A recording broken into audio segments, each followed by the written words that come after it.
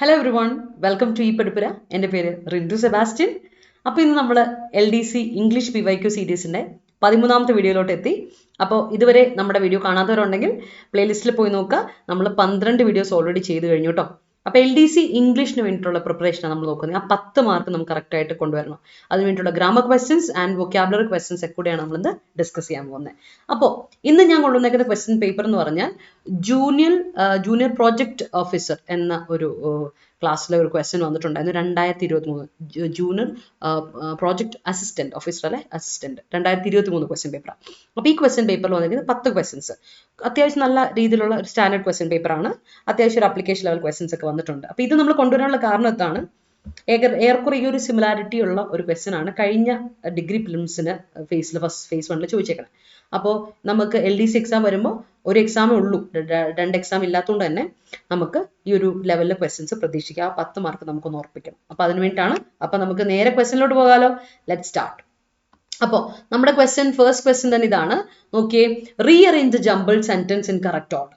അപ്പോൾ സെന്റൻസ് പല ജംബിൾഡ് ഓർഡറിൽ കൊടുത്തിട്ടുണ്ട്. ഒരു സെന്റൻസ് ആണ് പല ബ്രാഞ്ചായിട്ട് കൊടുത്തിട്ടുണ്ട്. They leave them, scattered, that's why, so carelessly. ഇതാണ് ഇവിടെ കൊടുത്തേക്കുന്നത്. അപ്പൊ ഇതിനെ കറക്റ്റ് മീനിങ് ആയിട്ടുള്ള ഒരു സെന്റൻസ് ആക്കി മാറ്റണം. അത് ബിയിൽ സ്റ്റാർട്ട് ചെയ്യോ, അതോ എയിൽ സ്റ്റാർട്ട് ചെയ്യോ, അതോ സിയിൽ സ്റ്റാർട്ട് ചെയ്യോ നമുക്ക് നോക്കിയാൽ മതി. ഇനി ബിയിൽ സ്റ്റാർട്ട് ചെയ്യാന്ന് വിചാരിക്കുക, സ്കാറ്റേർഡ് വെച്ച് തുടങ്ങുമെന്ന് വിചാരിക്കുക. സ്കാറ്റേർഡ് ദേ ലീവ് ദം മീനിങ് ഫുൾ അല്ല. Scattered that's why, so carelessly meaning full അല്ല. അപ്പോൾ ഒന്നെങ്കിൽ എയിലോ അല്ലെങ്കിൽ സിയിലോ സ്റ്റാർട്ട് ചെയ്ത് നമുക്ക് ലോജിക്കലി കണ്ടുപിടിക്കാൻ പറ്റും. എയിൽ സ്റ്റാർട്ട് ചെയ്താൽ എ വേണം സ്റ്റാർട്ട് ചെയ്താൽ ദേ ലീവ് ദം കൊള്ളാം. ദേ ലീവ് ദം കഴിഞ്ഞിട്ട് that's why, scattered, so carelessly meaning ഇല്ല. അപ്പൊ പിന്നെ എന്തായാലും ഡി ആയിരിക്കും ആൻസർ. എന്തായിരിക്കും നോക്കി ആൻസർ വന്നേക്കാം നമുക്ക്. That's why they leave them scattered, so carelessly. അതുകൊണ്ടാണ് അവരെന്നെ സ്കാറ്റർ ആയിട്ട് ലീവ് ചെയ്തത്, കെയർലെസ് ആയിട്ട് എന്നുള്ള രീതിയിൽ. അപ്പൊ ആൻസർ എന്ത് വരും? ഡി ആണ്, CABD. അപ്പൊ എന്ത് വരും നോക്കിയേ, that's why they leave them scattered, so carelessly. Meaning full ആണ്. ഇംഗ്ലീഷിന് കറക്റ്റ് ഗ്രാമറിൽ നമ്മൾ മീനിങ് ഫുൾ ആയിട്ടൊരു സെന്റൻസ് വന്നിട്ടുണ്ട്. സോ അവിടെ കറക്റ്റ് ആയിട്ട് ആൻസർ കിട്ടി. 2 ക്ലോസുകളുള്ള ഒരു സെന്റൻസ് ആയിരുന്നു. അടുത്ത ക്വസ്റ്റ്യൻ വൊക്കാബുലറി. ഇപ്പൊ ഗ്രാമർ പാർട്ട് എന്നല്ലേ ചോദ്യം ചോദിച്ചേക്കുന്നത്. ഇനി നമുക്ക് വന്നേക്കുന്ന വൊക്കാബുലറി പാർട്ട് എന്നുള്ള ചോദ്യം നോക്കി. Stay on your toes. Stay on your toes. എന്താ സ്റ്റേ ഓൺ യുവർ ടോസ് എന്ന് പറയുന്ന ഇഡിയത്തിന്റെ അർത്ഥം? Be unaware, be alert, be ignorant, be unalert അല്ലെ. അൺഅവെയർ എന്ന് പറഞ്ഞാൽ ഒരു കോൺഷ്യസ്നെസ്സും ഇല്ലാതെ അല്ലെ, വല്ല അൺകോൺഷ്യസ് ആയിട്ടോ അല്ലെ, ബോധം ഇല്ലാതിരിക്കുക, ബി അൺഅവെയർ എന്ന് പറഞ്ഞാൽ. ബി അലേർട്ട് എന്ന് പറഞ്ഞാൽ വളരെ വിജിലന്റ് ആയിരിക്കുക. ബി ഇഗ്നർ എന്ന് പറഞ്ഞാൽ ഒരു വിവരമില്ലാത്ത പോലെ ഇരിക്കുക. ബി അൺഅലേർട്ട് എന്ന് പറഞ്ഞാൽ ഒട്ടും ജാഗ്രത ഇല്ലാതെ അല്ലെ. അലേർട്ടിന്റെ നേരെ ഓപ്പോസിറ്റ് ആണ് അൺഅലേർട്ട്. അപ്പോൾ ആൻസർ ഏതാ? സ്റ്റേ ഓൺ യുവർ ടോസ് എന്ന് പറഞ്ഞാൽ നമ്മൾ മുൾമുനെ നിൽക്കുവാണ്, ഭയങ്കര അലേർട്ട് ആയിട്ട് നിൽക്കുവാണ്, എപ്പോൾ വേണമെങ്കിലും അറ്റാക്ക് പ്രതീക്ഷിക്കാം. യു ആർ സോ വിജിലന്റ് അല്ലെ. ബി അലേർട്ട്, ബി വിജിലന്റ് എന്നൊക്കെയാണ് എന്തിന്റെ അർത്ഥം? സ്റ്റേ ഓൺ യുവർ ടോസ് എന്ന് പറയുന്നതിന്റെ അർത്ഥം. ഓക്കെ, അപ്പൊ അതാണ് ഇവിടുത്തെ ആൻസർ. ആൻഡ് മൂന്നാമത്തെ ക്വസ്റ്റ്യൻ നോക്കിക്കേ. Symptomatic of the onset of an attack or disease. ഒരു ഡിസീസിന്റെയോ അല്ലെങ്കിൽ ഒരു അറ്റാക്ക് വരാൻ പോലെ, എന്തെങ്കിലും ഒരു മിലിറ്ററി അറ്റാക്കോ അല്ലെങ്കിൽ എന്തെങ്കിലും അറ്റാക്ക് കേട്ടോ, നക്സലറ്റ് അറ്റാക്കോ എങ്കിലും അറ്റാക്ക് വരുമെന്ന് വിചാരിക്കുക. ആ അറ്റാക്കിന്റെ അല്ലെങ്കിൽ ആ ഡിസീസിന്റെ ഒരു സിംറ്റമാറ്റിക് ആയിട്ടുള്ള, അതായത് അത് വരാൻ പോകുന്നു, അതിന്റെ തുടക്കം, ആരംഭത്തിന് തുടക്കം കാണിക്കുന്ന ഒരു കാര്യത്തിനെ നമ്മൾ എന്ത് വിളിക്കും? പ്യൂർലെന്റ് എന്ന് വിളിക്കോ, പാപ്പുലർ എന്ന് വിളിക്കോ, പ്രോഡോമിനൽ എന്ന് വിളിക്കോ, അല്ലെങ്കിൽ ആന്റി പൈററ്റിക് എന്ന് വിളിക്കോ എന്നാണ് ഇവിടുത്തെ ചോദ്യം. ആലോചിച്ച് നോക്കണേ. നമുക്ക് ഇവിടെ ചോദിച്ചിരിക്കുന്നത് കുറച്ച് ടഫ് ആയിട്ടുള്ള ഒരു 1 വേർഡ് ആണ്. അപ്പൊ ഇങ്ങനെ ഒരു ക്വസ്റ്റ്യൻ ചോദിച്ചാൽ നമ്മൾ എന്താ ആൻസർ എഴുതും എന്ന് നമുക്ക് നോക്കണം. ഓരോ 1 വേർഡിന്റെ മീനിങ് നമുക്ക് നോക്കാലോ. അപ്പൊ നമുക്ക് ഇവിടെ മനസ്സിലാവും. ഇവിടുത്തെ ആൻസർ മുമ്പ് നമുക്ക് ഓരോരുത്തരുടെ മീനിങ് നോക്കാം. അപ്പം symptomatic of the onset of an അറ്റാക്കിന്റെ അല്ലെങ്കിൽ ഡിസീസിന്റെ തുടക്കം എന്ന് പറയുമ്പോൾ നമുക്ക് ഇവിടെ ആൻസർ പറയാൻ പറ്റും. ദാറ്റ് ഈസ് പ്രോഡോമൽ എന്ന് പറയും. പ്രോഡോമൽ അതിന്റെ ഒരു സിംറ്റം, ഒരു തുടക്കമായിട്ട് ആരംഭം കാണിക്കുന്നതാണ് ആൻസർ. അപ്പൊ ഇവിടെ ഉണ്ടല്ലോ മറ്റ് ഇതിന്റെ ആൻസർ നമുക്ക് നോക്കണ്ടേ. അപ്പൊ നമുക്ക് എന്താ പ്യൂർലെന്റ് എന്ന് പറഞ്ഞാൽ, പ്യൂർലെന്റ് എന്ന് പറഞ്ഞാൽ കണ്ടെയ്നിങ് പസ്, പഴുത്തിരിക്കുന്ന ഒരു അവസ്ഥയാണ്. പസ് വരുന്ന, പഴുപ്പ് വരുന്ന എന്നുള്ള അർത്ഥത്തിലാണ്. എല്ലാം ഇത് റിലേറ്റഡ് ടു ഡിസീസ് അല്ലെങ്കിൽ ഹെൽത്ത് റിലേറ്റഡ് സാധനമാണ്. കണ്ടെയ്നിങ് പസ് ആണ് പ്യൂർലെന്റ്. പാപ്പുലർ എന്ന് പറഞ്ഞാൽ കണ്ടെയ്നിങ്, നമ്മൾ എന്താ പറയാ, പാപ്യൂൾസ് ഇല്ലേ, അല്ലെങ്കിൽ പാപ്യൂൾസ് എന്ന് പറഞ്ഞാൽ ഇതാണ്, എന്താ പറയാ, ഒരു ചെറിയ തടുപ്പ് പോലെ, ചെറിയൊരു കുരുകുരു ഒക്കെ പോലെ തടുപ്പ് പോലെ വരില്ലേ, അതിനാണ് പാപ്യൂൾസ് പറയും. Containing papules.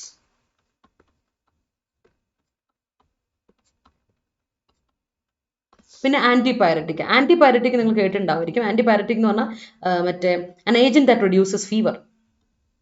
agent that reduces fever.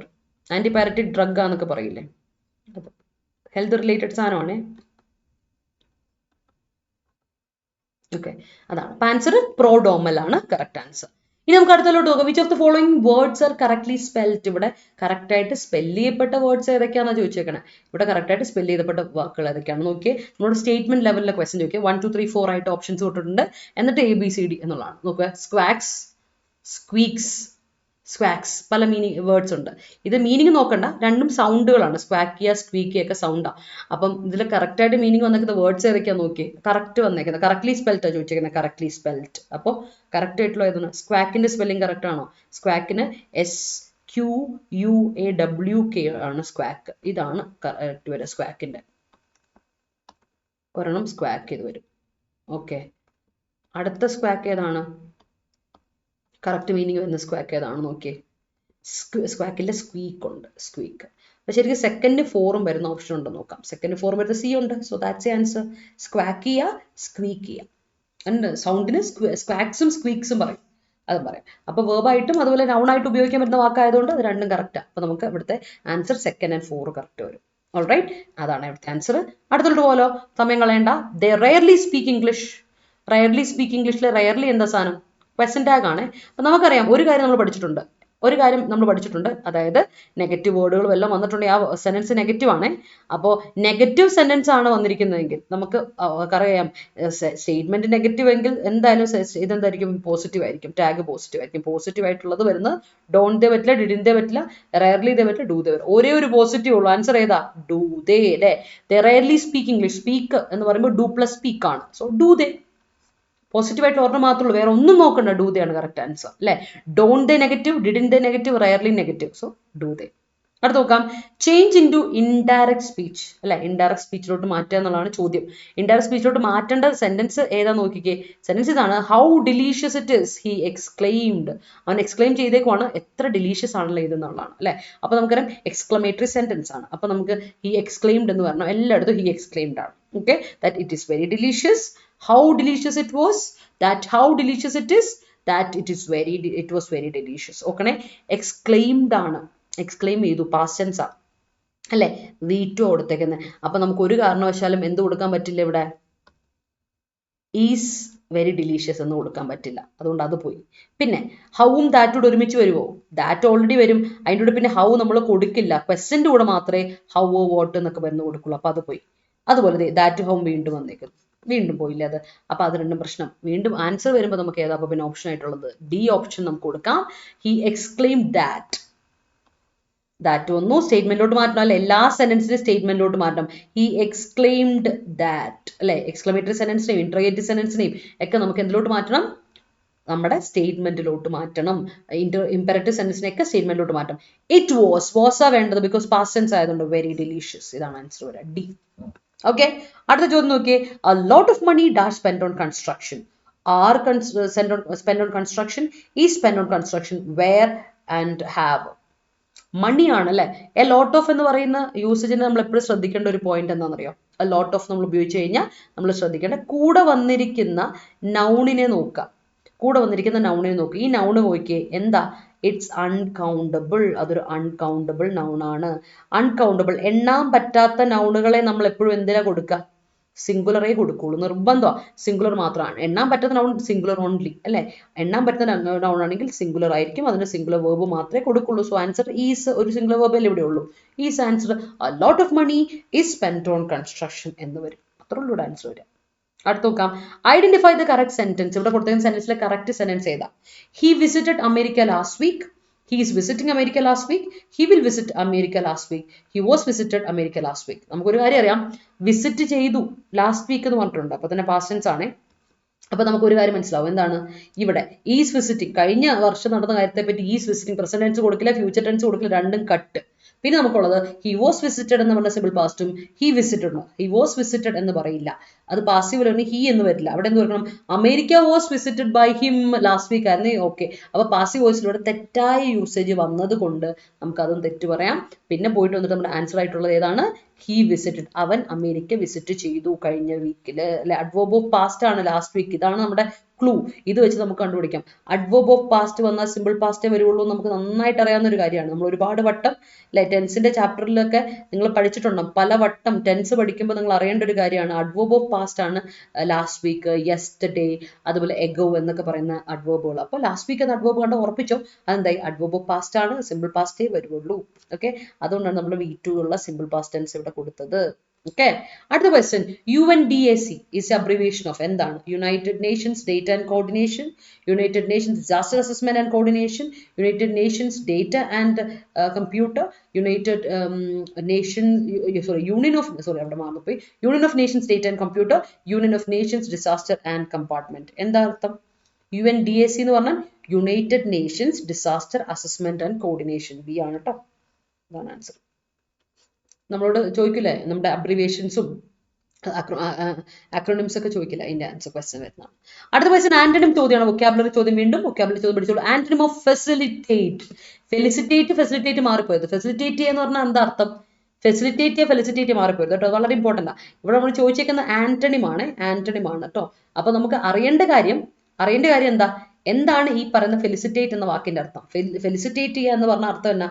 ഒരാളെ നമ്മൾ എന്ത് ചെയ്യുക? ഹെൽപ്പ് ചെയ്യുക എന്നാണ് അർത്ഥം. ഹെൽപ്പ് ചെയ്യുക, അസിസ്റ്റ് ചെയ്യുക അല്ലെ. ഫെസിലിറ്റേറ്റ് ചെയ്യുക, അസിസ്റ്റ് ചെയ്യുക, ഹെൽപ്പ് ചെയ്യുക, എയ്ഡ് ചെയ്യുക എന്നൊക്കെയുള്ള സിനോണിംസ് ആണ് നമ്മൾ പറയാം. ഫെസിലിറ്റേറ്റ് ഹെൽപ്പ് ചെയ്യുന്നത്. അപ്പോൾ ഓപ്പോസിറ്റ് ആയിട്ട് എന്തൊരു ഇംപീഡ് ഉണ്ട്, എക്സ്പെഡൈറ്റ് ഉണ്ട്, അലീവിയേറ്റ് ഉണ്ട്, ഇമ്പൽ ഉണ്ട് അല്ലെ. അപ്പൊ നമുക്കറിയാം എന്താ ഇതിന്റെയൊക്കെ മീനിങ് എന്താ?